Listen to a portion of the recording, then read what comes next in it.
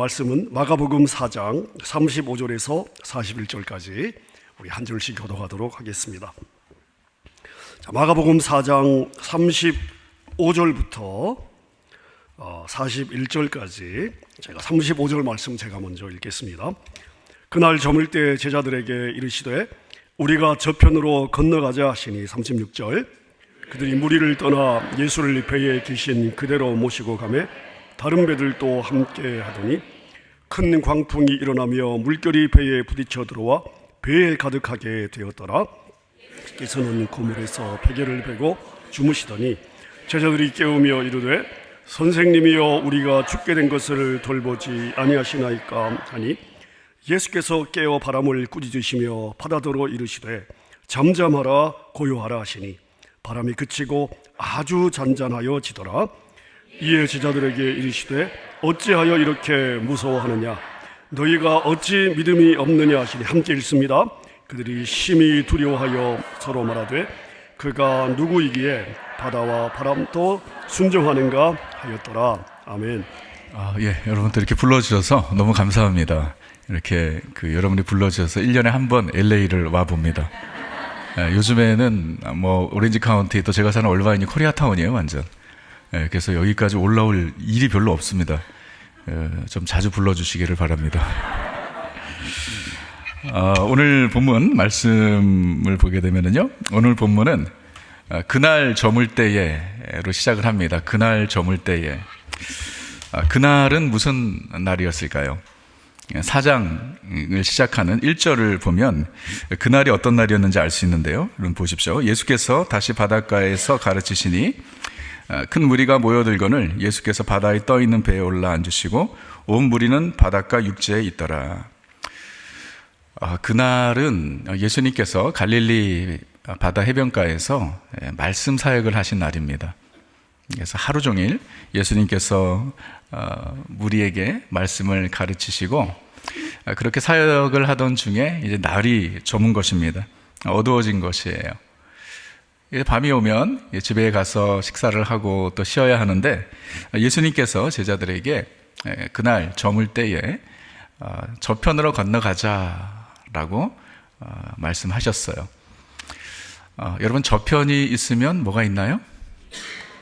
잘 아시네. 저편이 어디냐면 저편은 갈릴리 바다 건너편인 거라사인의 땅입니다. 이 편은 아마 예수님께서 주로 사역하셨던 그 가버나움 지역이었을 것이에요. 예수님께서 갈릴리 건너편 거라사인의 땅으로 가자. 근데 그 거라사인의 땅은 유대인의 땅이 아니고요, 이방인의 땅이었습니다. 하루 종일 사역하시느라 너무 피곤하셨을 텐데 예수님께서 그날 밤에 갈릴리 바다를 건너 거라사인의 땅으로 가야 했던 것은 무슨 급한 일이 있으셨던 것이 분명합니다. 아마 제자들도 피곤했지만 예수님의 명령에 순종해서 노를 저었습니다. 그런데 저들이 가던 길에 큰 풍랑을 만나게 됩니다. 감당할 수 없는 풍랑이었어요. 강한 바람과 또 그로 인한 파도가 치기 시작했고 배가 흔들리고 또 배에 물이 가득 찼습니다. 예수님의 12 제자들 중에 이 갈릴리 바다에서 고기를 잡는 어부 출신이 최소한 4명은 있었죠. 그들이 갈릴리에서 뼈가 굵은 사람들이고 이미 그런 것을 많이 경험했을 텐데 그들조차 어떻게 통제할 수 없는 그런 아주 강한 풍랑이었습니다. 그런데 놀라운 것은 그 와중에 예수님께서 곤히 주무시고 계셨다는 거예요. 그물에 베개를 베고 주무시고 계셨습니다. 어떻게 예수님께서 이렇게 주무실 수 있으셨을까요? 예수님께서 주무시는 척을 했을까요? 이 풍랑 가운데 제자들이 어떻게 반응하는지 알고 싶으셔서 이렇게 한눈은 감고 한눈은 뜨고 그래 니네들이 어떻게 하나 보자? 아니죠. 예수님께서 하루 종일 사역을 하셨기 때문에 정말 피곤하셔서 주무신 것입니다. 예수님께서 그 와중에 주무신 것은 피곤하셨을 뿐만 아니라 평안하셨기 때문이죠. 그 무엇도 그 누구도 예수님께서 타신 배를 뒤집어 엎을 수 없었기 때문에 예수님은 평안히 그 와중에 주무실 수 있으셨습니다. 예수님은 평안하셨지만 제자들은 두려워 떨었습니다. 그래서 예수님을 깨우죠. 우리가 죽게 된 것을 돌보지 아니하십니까? 컴플레인을 하죠. 그러자 예수님께서 일어나셔서 바람을 꾸짖으시고 바다에게 이르시되 고요하라 잠잠하라 명령하시자 즉시 이미디엘리 바람과 바다가 잔잔해지죠. 그러자 예수님께서 두려워 떨고 있는 제자들에게 말씀하시죠. 어찌하여 이렇게 무서워하느냐? 너희가 어찌 믿음이 없느냐? 말씀하세요. 그 모습을 보고 제자들이 이제는 광풍이 아니라 예수님으로 인해 두려워하죠. 그가 누구이기에 바람과 바다도 순종하는가? 제자들이 예수님으로 인해 두려워하기 시작합니다. 이것이 오늘 본문의 스토리입니다. 이 짧은 에피소드이지만은 정말 많은 영적 교훈이 담겨져 있는 이야기예요. 그래서 오늘 이 아침에 여러분들과 함께 두 가지만 나누도록 하겠습니다. 첫째, 오늘 본문을 통해서 우리가 발견하는 영적 진리는 순종의 길에서도 풍랑을 만나게 된다는 것입니다. 여러분 한번 따라해 보시겠어요? 순종의 길에서도 풍랑을 만난다. 갈릴리 바다를 건너자고 한 것은 제자들이 아니었어요. 예수님이셨습니다. 아마 제자들 중에는요, 오늘 이렇게 피곤한데 그냥 좀 쉬지. 그리고 뭐 지금은 우리가 밤에 활동을 많이 하지만은 그때는 아니었죠. 밤에 굳이 갈릴리 바다를 건너 거라사인의 땅으로 갈 필요가 없죠. 아마 제자들 중에는 속으로 뭐 왜 꼭 이렇게 해야 하는가라는 그런 생각이 있었는지는 모르겠지만 오늘 본문을 여러분들이 보셔서 아시지만 그 누구도 예수님의 명령에 부정적으로 반응한 제자가 없어요. 예수님께서 가자고 하시니까 순종해서 따라갔습니다. 여러분 그러면 그 길이 좀 평탄해야 되는 거 아니에요? 네. 예수님이 가자고 하신 길이고요. 예수님께서 거라사인의 땅으로 가시면서 갈릴리 바다를 건너시면서 왜 그렇게 가셔야 하는지 이유도 말씀하지 않으셨어요. 설명도 안 하셨어요. 그냥 무작정 가자고 그러시는 거예요. 그러니까 제자들은 이유도 모르고 피곤한 몸을 이끌고 노를 저은 것입니다. 네, 그러면 평탄해야죠. 예수님께서 가자고 하신 길인데. 근데 거기서 큰 풍랑을 만나 고생을 하게 되는 것입니다. 여러분 우리는 순종의 길은 평탄할 것이라고 기대를 하죠. 네, 그런데 아마 여러분들도 다 경험해 보셨을 겁니다. 순종의 길이 결코 평탄하지 않습니다. 아멘 하기 싫으시죠? 저는 싫어요. 순종의 길이 평탄하기를 기대하죠. 주님, 내가 이해되지 않지만 주님 말씀하시면 내가 나아가리다. 주의 뜻이면 내가 가겠나이다. 그 길이 평탄하면 얼마나 좋겠어요. 그런데 오늘 말씀을 보니까 군소리 않고 토달지 않고 그냥 주님 말씀 순종해서 가는 길인데 그렇게 고생을 하네요. 저는 대학교 2학년 때 목회자로 부르심을 받았어요. 그리고 그 부르심에 제가 순종했습니다.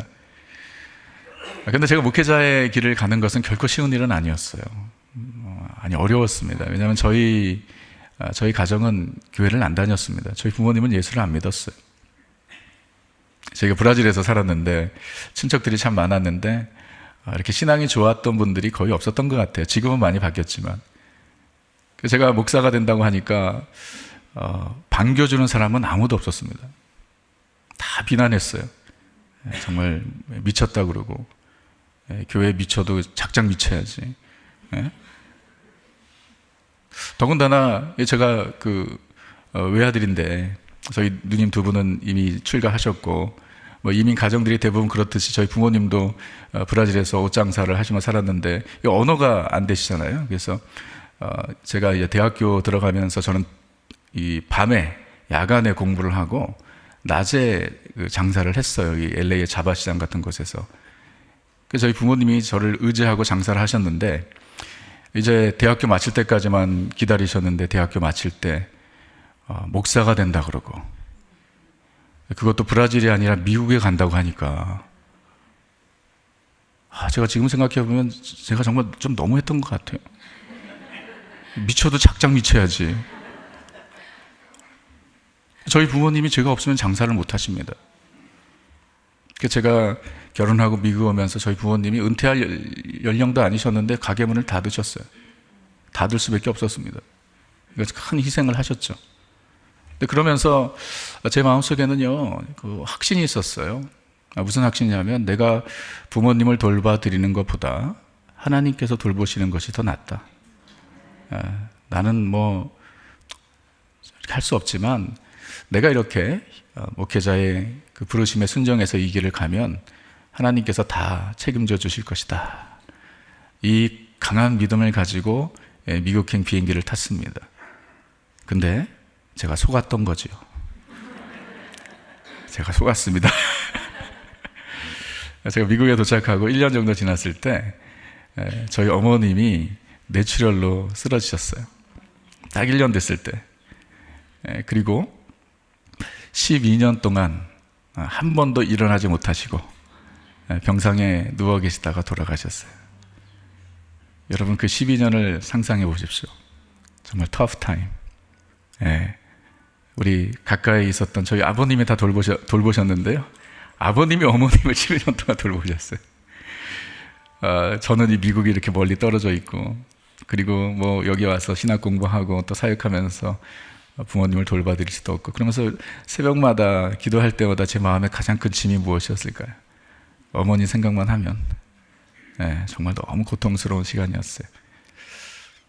순종의 길에 평탄을 기대했지만 아니더라고요.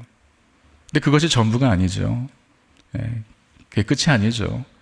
정말 이 목회자의 삶을 살면서 이 풍랑이 past, 과거형이 아니라는 걸 알게 됐어요. 아직도 현재 진행형이죠. 참 이 다양한 풍랑을 만나게 되죠. 그래서 풍랑을 만났었다라고 얘기하면 좋겠는데 여전히 풍랑을 만나고 있다. 현재 진행형이. 하나님의 말씀을 따라 사는데도 그런 것 같습니다. 제가 저번에도 와서 말씀드렸지만 아직도 저희 집에는 22살짜리 장애아이가 있습니다. 정말 하루하루 사는 것이 하나님의 은혜입니다. 여러분, 근데 오늘 이 본문을 살펴보면서 제가 한 가지 의문이 들었습니다. 그것이 무엇이냐면 예수님께서 타신 배를 뒤집어 엎으려는 이 큰 풍랑의 정체가 무엇인가 말이에요. 여러분, 혹시 이 본문은 너무 우리가 좋아하는 본문인데 이 본문을 묵상하시면서 그런 질문을 해보신 적이 있었어요? 그냥 너무나 당연히 생각하지 않으셨어요? 근데 저는 그런 질문을 하게 됩니다. 이 풍랑의 정체가 도대체 무엇인가? 그냥 자연적 현상으로 받아들이면 되는 것인가? 그런 얘기 들어보셨죠? 갈릴리 바다 호수죠.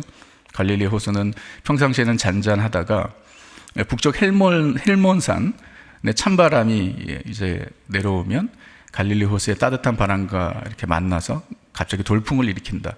이게 자연적 현상의 설명이죠. 아마 여러분 그런 설명 들어보셨을 겁니다.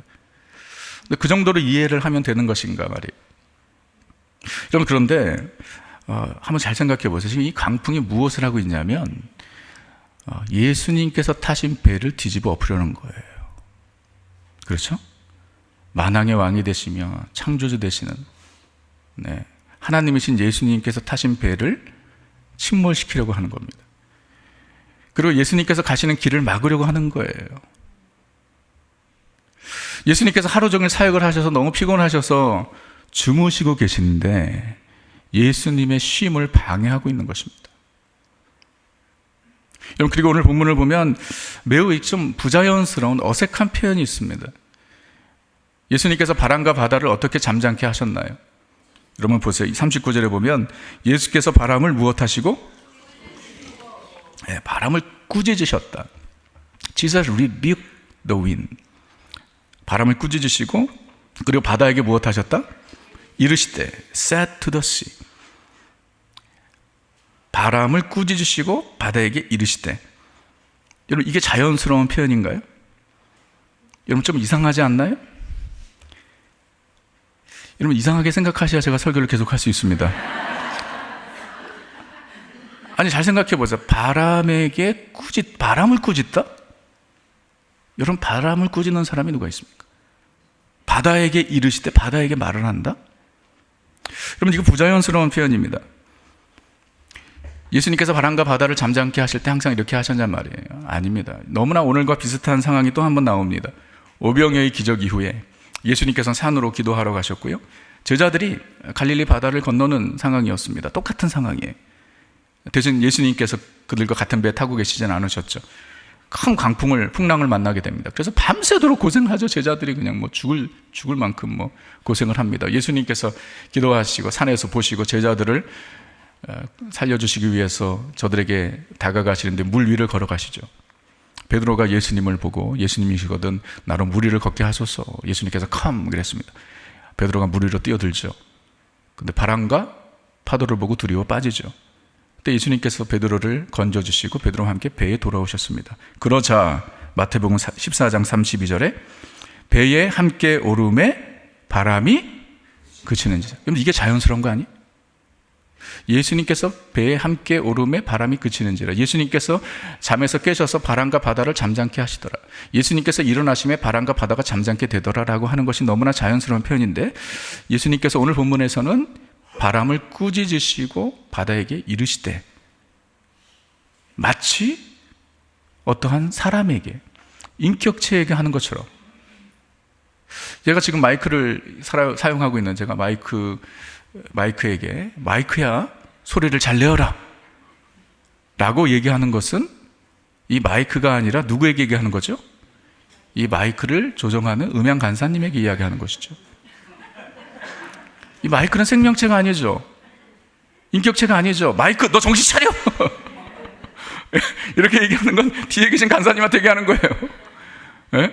이 마이크에게 마이크를 꾸짖고 마이크에게 이르지 않습니다. 여러분, 바람도 파도도 인격체가 아니에요. 근데 마치 예수님께서 어떤 사람에게, 어떤 인격체에게 하신 것처럼 rebuke, 책망하시고 그리고 said, 이르시되. 여러분, 이 강풍의 정체가 무엇인지 알 수 있는 힌트를 우리는 이어지는 마가복음 5장에서 찾을 수 있다는 거 아셨나요? 우여곡절 끝에 예수님께서 거라사인의 땅에 도착하십니다. 그러자 아주 신기한 일이 일어납니다. 마가복음 5장 2절을 보게 되면 배에서 나오심에, 예수님께서 배에서 나오심에 곧, 성경은 이런 부분들을 강조하고 싶은 거죠. 곧 immediately 더러운 귀신 들린 사람이 무덤 사이에서 나와 예수를 만나니라. 여러분 보세요. 예수님께서 거라사인의 땅에 발을 딱 내딛는 순간 곧 immediately 귀신 들린 사람이 예수님께로 나온 거예요. 예수님께서 거라사를 돌아다니시다가 우연히 귀신 들린 사람을 만난 것이 아니라 귀신 들린 사람이 예수님께서 발을 딱 내딛자마자 그 앞에 서 있는 것입니다. 곧 immediately. 이것이 무엇이죠? 무엇을 의미하죠? 예수님께서 오고 계신다는 것을 누가 알았죠? 귀신들이 알았죠. 여러분, 예수님께서 갈릴리 바다를 그날 밤에 건널 때에 이 거라사인의 귀신 들린 사람에게 내가 곧 너에게로 가서 너를 자유케 해줄 거야 라고 카톡하지 않으셨어요. 그리고 심지어 제자들에게도 예수님의 계획을 말씀하지 않으셨어요. 아무에게도 예수님께서 왜 거라사인의 땅으로 가야 하는지 그날 밤에 그 이유를 말씀하지 않으셨어요. 그런데 예수님의 계획을 미리 알고 있었던 존재가 있었습니다. 누구죠? 귀신들입니다. 귀신들이 어떻게 알고 있었어요? 귀신들이 귀신같이 알고 있었어요. 성경 그걸 강조하죠. 곧 immediately. 예수님께서 거라사인의 땅에 가셔서 한 일은 단 하나밖에 없는 거 아세요?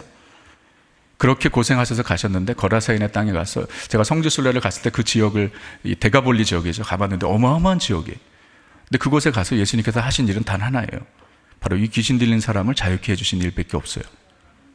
이 귀신 들린 사람은요, 귀신이 아니라 귀신들이죠. 군대 귀신 들린 사람이에요. 정말 비참한 인생을 살고 있었습니다. 제정신이 아니죠. 군대 귀신이, 도대체 귀신이 몇인지 모릅니다. 옷을 벗고 무덤 사이에서 스스로 자해하며 살았습니다. 가족은 이미 그를 버렸을 것이고요, 동네 골칫덩어리였을 것입니다. 여러분, 이 이름 모를 한 귀신 들린 이 사람을 구원해 주시기 위해서 예수님께서 그날 밤 피곤한 몸을 이끌고 갈릴리 바다를 건너 가신 것입니다. 잃어버린 한 영혼을 찾으시려는 예수님의 열심을 우리는 보게 돼요. 여러분, 우리는요, 여기서 예수님께서 타신 배를 침몰시키려는 이 큰 강풍의 정체가 무엇인지 우리는 짐작할 수 있습니다. 여러분, 짐작되세요? 어둠의 세력이 아닐까요? 귀신들의 대장작인 마귀가 귀신들을 결박하려고 가는 예수님의 길을 막으려고 했던 것은 아닐까요? 여러분, 우리의 삶에 일어나는 모든 문제, 고난이 마귀에게서부터 비롯되었다고 말할 수는 없어요. 때로는 하나님께서 우리의 믿음을 연단하시기 위해서 우리에게 고난을 허락하시기도 하시죠.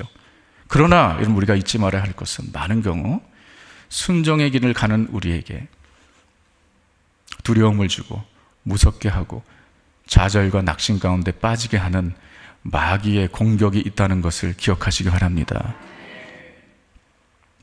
그래서 바울은 에베소서 6장에서 우리의 싸움은 혈과 육의 대상이 아니요 공중의 권세 잡은 자 어둠의 세력이라고 말합니다. 그것이 우리의 싸움이죠. 그 싸움에서 이기기 위해서 하나님의 전신 갑주를 입으라고 권합니다. 여러분, 순종의 길에서 우리가 만나는 풍랑으로 인해 흔들리지 않기 위해서는요, 우리는 영적인 분별력과 통찰력을 가져야 할 뿐만 아니라 하나님의 전신 갑주를 입어야 합니다. 그리고 무엇보다 예수님께서 경고하신 것처럼 시험에 들지 않게 깨어 기도해야 하는 것입니다. 그래서 연말 연시를 맞이해서 여러분 이렇게 새벽을 깨우며 기도하는 것 잘하시는 거예요. 아멘을 2번밖에 안 하셨어요. 새벽 기도 나오신 게 후회되십니까? 우리 옆에 분과 한번 인사하세요. 잘하시는 겁니다. 잘하시는 겁니다.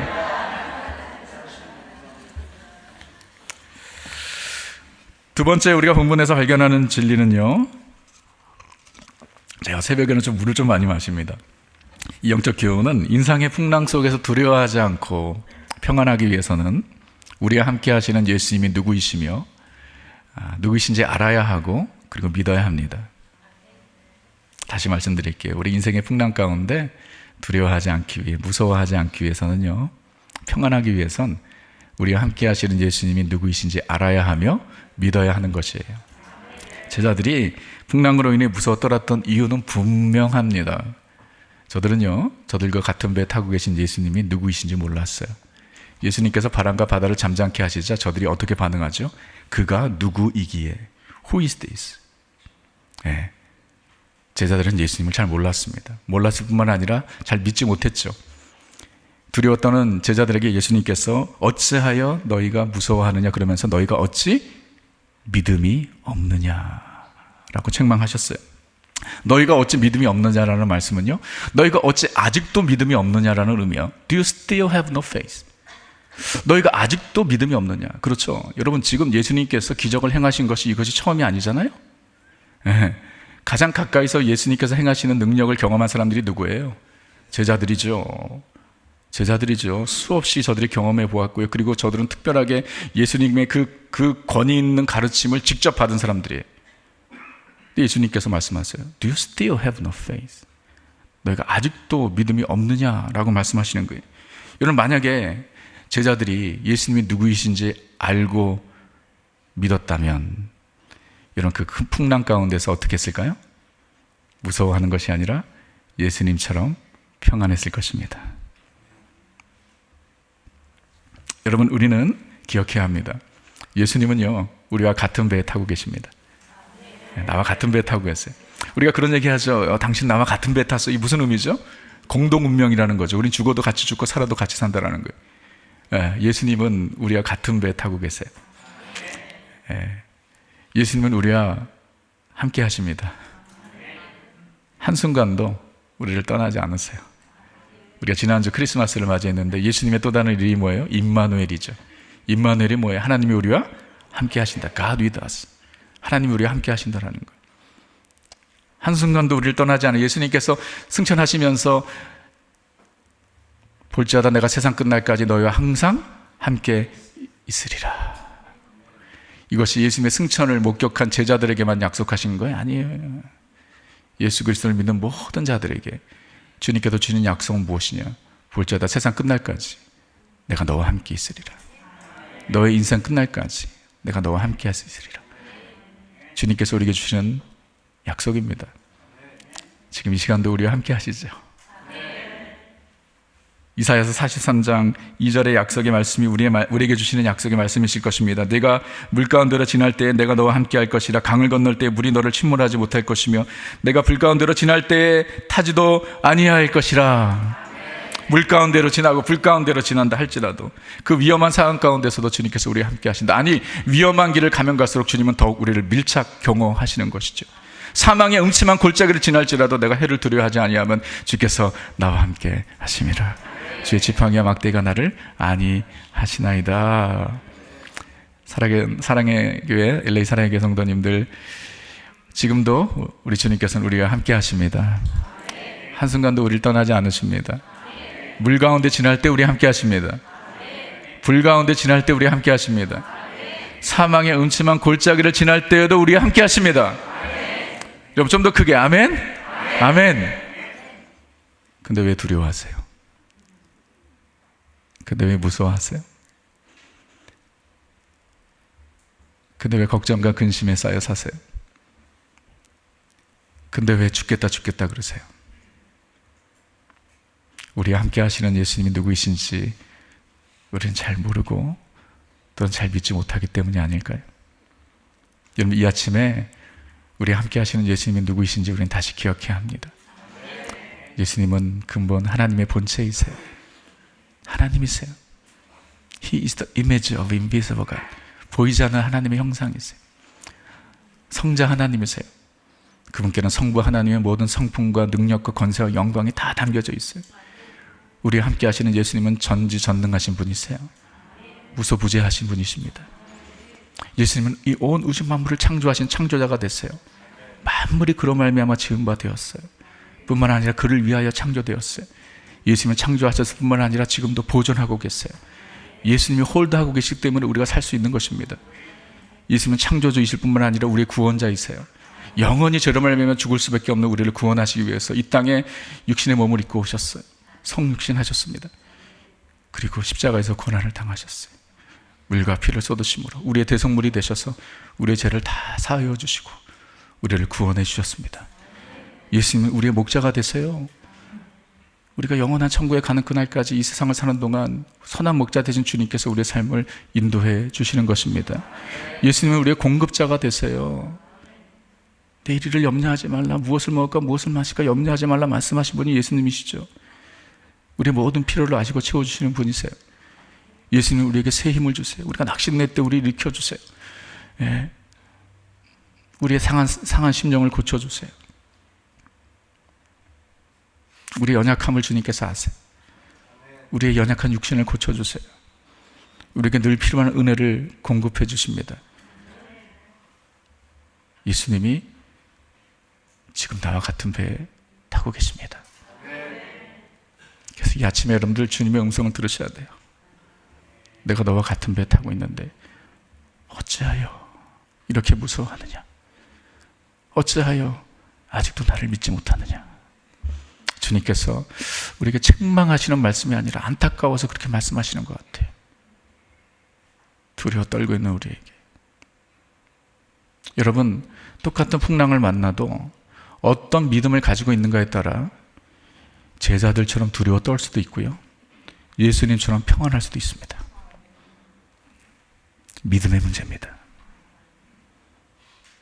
다시 말씀드릴게요. 어떤 믿음을 가지고 있는가에 따라 풍랑 가운데 제자들처럼 두려워 떨 수도 있고 예수님처럼 평안할 수도 있는 거예요.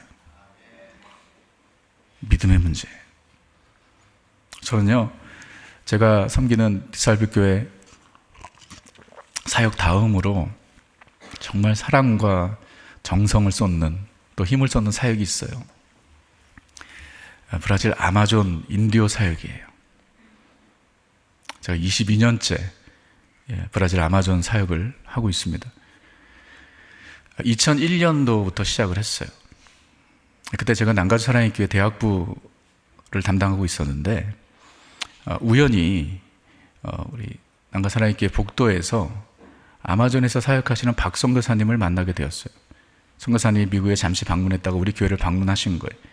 제가 박 선교사님을 브라질에서 이민 목회를 하시다가 선교를 하셨기 때문에 이렇게 간접적으로 알았죠. 직접적으로 이렇게 친한 관계는 아니었어요. 근데 이제 아마존에 선교사로 들어가셨다는 얘기를 듣고 한 5년 정도 되셨을 때였던 것 같아요. 근데 제가 복도에서 우연히 딱 마주쳤는데 그 순간 제가 뭐 이렇게 기도도 해보지도 않고 고민도 해보지도 않고 선교사님 만나는 그 순간 그 자리에서 제가 약속을 했어요. 이번 여름에 우리 대학부 아이들을 데리고 제가 아마존에 선교팀으로 가겠습니다. 약속을 해버렸네요. 어이고, 그러고 난 다음에요, 제가 얼마나 걱정과 근심이 많았는지 모릅니다. 제가 브라질에 살았지만 아마존에 가본 적이 없어요. 여러분, 브라질에 산다고 해서 옆집 이웃이 인디오고 막 바나나가 길에 떨어져 있고 이렇게 생각하시면 안 돼요. 네, 제가 살던 상파울루는 대도시고 거기서 아마존을 가려면 3시간 반 비행기를 타고 가야 돼요. 브라질에 살 때 아마존 근처에도 안 가봤어요. 근데 이제 아마존에 가겠다고 약속을 했는데, 우와, 아마존을 생각하니까 끔찍한 거예요. 그리고 이제 브라질에 제 뭐 친구 사역자들 아마존 선교를 갔다 왔다는 애들 이렇게 얘기를 들어보니까 진짜 고생하고 뭐 원숭이 고기를 먹고 뭐 말라리아를 걸고 막 이런 얘기가 들리는 거예요. 아이고, 그래가지고 이거 뭐 어떻게 취소할 방법이 없나 생각을 했다가 또 이거 뭐 선교사님께 약속을 했으니까 또 어쩔 수 없이 가야 되고, 그래가지고 우리 대학부 애들 중에서도 이제 나이가 많은 시니어들, 그리고 죽어도 별로 찾을 사람들이 없는 뭐 이런 애들, 농담이고요 그건. 네, 근데 정말 두려웠고요. 제가 얼마나 두려웠냐면 제가 평생 처음으로 생명보험을 들었습니다. 네, 정말로 생명보험을 들었어요. 제가 아이들을 생각해 보니까, 야, 이거 내가 진짜 아마존에 가서 죽으면 어떡하지, 이런 두려움이 생겨가지고요, 생명보험을 들었다니까요. 네, 생명보험을 들고 가서 사역을 하는데, 근데 이제 선교사님께서 사역한 지 5년 정도 돼서 모든 사역이 되게 이렇게 좀 조심조심 진행을 했어요. 그런데 그때 이제 여러 교회들이 이미 개척이 됐기 때문에 인디오 교회들, 저희가 주일이 제일 바빴어요. 그래서 새벽부터 저녁까지 이제 교회들을 방문해서 저희가 집회를 하는데, 인디오들이 다 폴추기에서 브라질 말을 해요. 그러니까 이제 제가 브라질 말을 하니까 이제 집회가 되죠, 집회가. 예, 근데 이제 인디오 마을이 이렇게 따닥따닥 붙어 있는 게 아니에요. 그 배를 타고 가면 한 마을 가가지고 다른 마을 가면 한 2시간 배를 타고 가야 되고, 그래서 아침부터 저녁까지 뭐 쉴 새가 없어요. 사역하고 또 옮겨서 또 이동해서 교회에서 사역하고, 그러니까 주일날 아침부터 저녁 늦게까지. 그래서 그날 밤에 우르꾸리뚜바라는 지역에서 저희가 사역을 하고 그 밤이 됐습니다.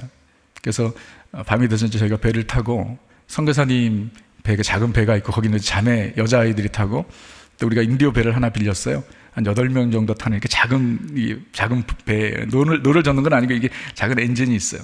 거기에 이제 저랑 남자아이들이 이렇게 타고 히오 마데이라라는 강을 거슬러 올라가야 이제 선교센터에 도착을 하는 겁니다. 1시간 반 정도 가는 길인데, 저희가 배를 딱 타고 한 10분 정도 지났을 때에 비바람이 불기 시작하는 거예요. 근데요, 아마존 강, 저희가 그 강이 히오 마데이라라는 강인데, 한강의 폭이 한 10배 정도 되는 강이에요. 어마어마한 거의 바다입니다. 그러니까 비바람이 부니까 파도가 치는데요, 파도가 바다처럼 쳐요, 강인데. 그리고요, 불도 하나도 없어요. 완전 암흑천재. 제가 맨 앞에서 그 배 끈 하나 붙잡고 플래시라이트를 이렇게 붙이는 거예요. 근데 플래시라이트 붙이니까 막 파도가 치는 게 막 보여요. 네, 그리고 가끔 플래시라이트를 강변가에 이렇게 비추면은요, 빨간 눈들이 보이는 거예요. 그게 뭐게요? 악어들이에요. 네, 브라질 아마존은요, 계절이 딱 2계절밖에 없어요. 건기와 우기. 그래서 저희가 갔을 때가 이제 건기가 시작되는 때였기 때문에, 우기 때는요, 악어들이 물 아래에 있어요. 근데 물이 빠지기 시작하면 악어들이 이제 강변가로 올라오는데요, 이렇게 비치는데 빨간 눈들이 계속 보이는 거예요. 이야, 제가 얼마나 두렵든지. 그리고 그러면서 선교사님께서 해주신 말씀들이 막 기억이 나는 거예요. 그 강 이름이 히오 마데이라, 마데이라가 나무, 우드라는 뜻이에요. 색깔이 나무 색깔이기도 하고, 그리고 선교사님이 이게 진담인지 농담인지 모르겠는데 그런 말씀을 해주셨거든요. 그 강에는요, 레인포레스트이기 때문에 비가 많이 오면 나무들이 쓰러지잖아요. 그럼 그 강에 나무들이 둥둥 떠다닌다는 거예요. 그러다가 배들이 가가지고 그 나무랑 부닥치면 뒤집혀가지고 1년에도 몇백 명이 죽는더라. 그런 말씀을 해주셨다니까요. 근데 그건 사실이에요. 진짜 그래서 사고로 많이 죽어요. 우리가 그 강을 가요. 그리고 저희가 지금도 여전히 마찬가지인데 다 배를 타고 다니지만은 구명조끼를 입어본 적이 한 번도 없어요. 근데 선교사님 이제 거기도 이제 법이 있으니까 선교사님 보트에는 구명조끼가 있어요. 그래서 제가 배를 타기 전에 우리 미국에서는 그거 상당히 중요하게 여기잖아요. 세이프티가 제일 중요한데 그래서 좀 의아했습니다. 그래서 선교사님께 왜 구명조끼를 입어야 하는 거 아닙니까? 라고 말씀드렸더니 선교사님께서 여기 아마존에서는 구명조끼를 입는 것보다 안 입는 게 낫습니다 그러시는 거예요. 그래서 왜요? 그랬더니 아마존강에 빠지면 그냥 빨리 죽는 게 낫습니다 그러시는 거예요. 아 진짜로요? 물에 둥둥 떠 있으면 더 고통스럽게 죽을 수 있습니다. 그게 사실일 수도 있어요. 구조해 줄 사람도 없어요. 911도 없습니다. 막 그런 말씀들이 생각이 나는 거예요. 그래가지고 제가 얼마나 두렵던지요. 1시간 반 동안 혼힘을 다해 그 노끈 하나 붙잡고 플라이트를 붙이면서 별의별 생각이 다 드는 거예요. 진짜 내가 아마존 괜히 왔다. 아마존 괜히 왔다 생각나면서 와, 내가 죽으면 어떡하나. 우리 집 아이들은 어떡하지? 야, 그래도 생명보험 들기를 잘했다. 우리가 죽으면 교회도 너무 힘들 텐데. 이런 별의별 생각이 다 들고 정말 제가 죽음을 경험했고요. 사실 그때 되게 위험했어요. 정말 위험했어요. 그 이후로는 그런 일이 없었습니다. 근데 정말 위험했던 거예요. 그때 나무 하나 부닥쳐가지고 뒤집히면 우리 다 가는 거였어요. 예. 그 1시간 반 거슬러 올라가면서 그러면서 막 마음에 원망이 생기는 거예요. 아니 선교사님 어떻게 우리를 이렇게 위험한 길로 우리를 인도하는가. 진짜 내가 이제 아마존에는 다시는 안 온다 진짜. 1시간 반 동안 히온 마데라를 거슬러 올라가면서요. 정말 은혜가 하나도 안 됐어요. 시험에 들었습니다. 그래서 다행히 이제 선교관에 도착을 했는데 우리 아이들 앉혀놓고 선교사님께서 또 그렇게 말씀하시는 거예요. 오늘 하루 종일 사역이 많았는데 받은 은혜를 나눠보십시오 그러는 거예요. 야, 저는 받은 은혜 하나도 없어요. 진짜 마음에 시험에 들어가지고 야, 이게 이제 선교사님과의 인연이 지금 이제 처음이자 마지막이다. 이제 끝이다. 난 정말 그렇게 생각했어요. 난 이제 더 이상 도저히 이 아마존에 올 수 없다. 막 원망과 불평, 그 1시간 반 동안 두려움, 그 풍랑 가운데 경험했던 그 죽음, 이게 너무 싫은 거예요. 예, 은혜를 나눠보라 그러시니까 내가 진짜 그래서 그냥 딱 한마디 했습니다. 선교사님, 제가 진짜 히오 마데이라 강을 거슬러 올라가면서 죽는지 알았어요. 무서워 죽는지 알았습니다. 그랬더니 옆에 계신 사모님이 활짝 웃으시면서 이렇게 말씀하시는 거예요. 전도사님, 우리는 이 길을 매주마다 다닙니다. 그래서 뭐라고 말씀하시면, 전도사님 내 소원이 뭔지 아세요? 우리 목사님 손 꼭 붙잡고 아마존강에 푹 빠져 우리 주님 만나는 거예요. 제가요 얼마나 부끄러웠겠습니까? 우리 애들 앞에서 제가 망치로 그냥 머리를 맞은 것 같았어요. 저는 두려워 덜덜 떨고 있었는데요, 사모님은 평안하셨던 거예요. 여러분, 그날 밤이 저에게는 라이프 체인징 모멘트였습니다. 저에게는 아주 큰 충격이었어요. 그때 이후로 지금까지 매년 7월이 되면 저는 아마존에 가 있습니다. 22년째 사역을 하고 있어요. 사랑하는 성도 여러분, 어떤 믿음을 가지고 있는가에 따라 풍랑 가운데 제자들처럼 두려워 떨 수도 있고요, 예수님처럼 평안할 수도 있습니다. 여러분, 풍랑의 문제가 아니고요, 우리의 믿음의 문제입니다. 우리 인생에 풍랑 없는 사람 아무도 없어요. 그렇죠? 믿음의 문제입니다. 지난 3년 동안 우리는 코로나 풍랑을 만났습니다. 아니, 여전히 진행 중에 아직도 마스크를 쓰고 있어요. 여러분, 모두가 다 똑같이 반응하나요? 아니, 모두가 똑같이 반응하지 않아요. 믿음에 따라 반응합니다. 여기 이렇게 나오신 분들은 믿음이 좋으신 분들인 줄 제가 믿습니다. 아닌가 보네요. 똑같이 반응하지 않아요. 믿음에 따라 반응합니다. 믿음의 문제입니다. 여러분, 그러나 감사한 것은요, 주님께서는 우리의 믿음 연약함을 불쌍히 여기신다라는 거예요. 주님은 우리의 믿음 연약함을 도와주십니다. 여러분, 믿음은요, 주여 내가 믿습니다 하고 힘을 준다고 해서 믿음이 생기는 것이 아니에요. 믿음은 전적으로 하나님께서 우리에게 주시는 선물입니다. 아멘? 여러분, 지금 내가 가지고 있는 믿음도 하나님께서 주신 거예요. 하나님께서 주시는 선물이에요. 내가 믿습니다 한다고 되는 건 아닙니다. 그래서 주님은 우리의 믿음 연약함을 불쌍히 여기시고 도와주세요. 사랑하는 성도님들, 오늘 이 아침에 우리 주님의 음성을 들으십시오. 사랑하는 자야, 사랑하는 자야, 어찌하여 이렇게 무서워하느냐? 어찌하여 아직도 나를 믿지 못하느냐? 그렇죠? 그렇죠, 여러분. 우리의 삶 가운데서도 주님께서 얼마나 귀한 역사를 하셨습니까? 지금까지 이미 나서 수많은 인생의 풍랑들을 만났지만 그때마다 우리를 건져주시고 보호해주시고 지켜주신 하나님의, 우리 주님의 은혜를 경험했잖아요. 그런데 왜 또 두려워하느냐? 왜 또 무서워하느냐? 주님께서 말씀하실 때에 우리의 반응은 무엇이 되어야 될까요? 주님, 나의 믿음 연약함을 불쌍히 여겨 주옵소서. 주님, 나의 믿음 없음을 도와주옵소서. 어떠한 풍랑 가운데서도 흔들리지 않는 믿음을 내게 주옵소서. 여러분, 우리가 그렇게 기도할 때 주님께서 우리에게 꼭 필요한 믿음을 허락해 주실 것입니다. 여러분, 이 새벽에 나와서 우리가 구해야 될 제목들, 기도 제목들 너무 많죠. 다 주님께서 기뻐하시는 제목들일 것입니다. 그 중에서도 주님, 내가 주님을 더 잘 믿기를 원합니다. 내게 흔들리지 않는 믿음을 주옵소서라는 그 기도야말로 우리 주님께서 기뻐 받으시는 기도인 줄 믿습니다. 반드시 응답하실 것입니다. 의인은 오직 믿음으로 말미암아 사는 것입니다. 그 믿음이 우리 모든 성도님들에게 임하는 은혜가 있기를 주님의 이름으로 축원합니다.